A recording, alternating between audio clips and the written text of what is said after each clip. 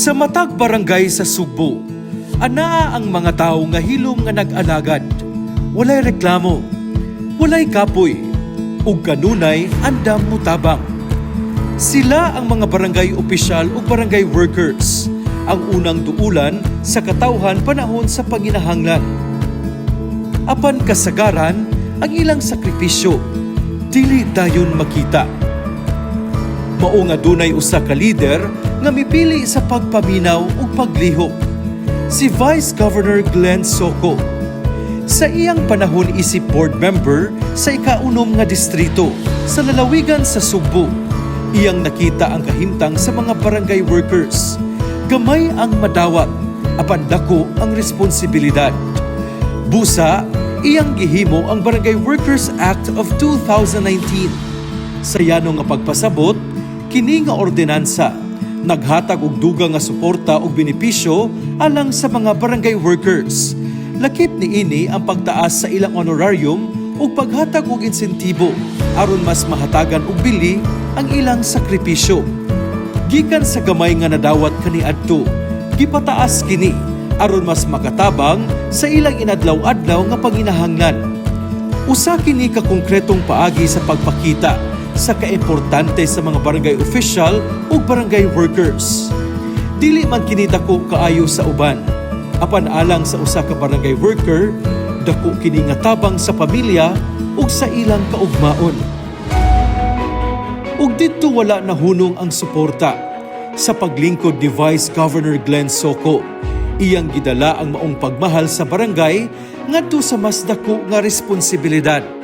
Padayon niyang gipalig-on ang barangay, pinaagi sa pagpaduol sa mga serbisyo ug paghatag og kahigayunan sa matag opisyal nga mapaminaw. Ang Legislative Building nahimong usa ka lugar nga bukas alang kanila. Dili lang opisina, kundi usa ka dapit nga adunay respeto ug pagtagad.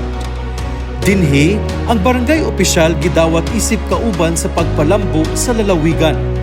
Ang 17th Sangguniang Panalawigan sa Subo nagpadayon usab sa ilang serbisyo nga nakaangkla sa barangay aron masiguro nga ang matag programa makaabot sa katawhan. Ug kung adunay panginahanglan, anaa ang 24/7 service hotline nga andam mutabang, tabang sa ospital, burial assistance, AX, scholarship, pinaagi sa CP gifts ug sugbo kahanas nga nagpatabang og kahigayunan sa pagkat-on ug pag-angkon og national certificates 2 ug daghan pa. Mga yano nga serbisyo, apan dako og epekto sa kinabuhi sa matag sugboanon. Aduna usay opisina sa 24/7 service hotline sa ikatulong andana sa Legislative Building aron mas dali silang maabtan. Ug alang sa mga barangay opisyal nga gikan pa sa layo, giablihan ang kapehan sa sanggunian. Usa kayano nga lugar sa pagpahulay, pakigistorya ug panagtigom.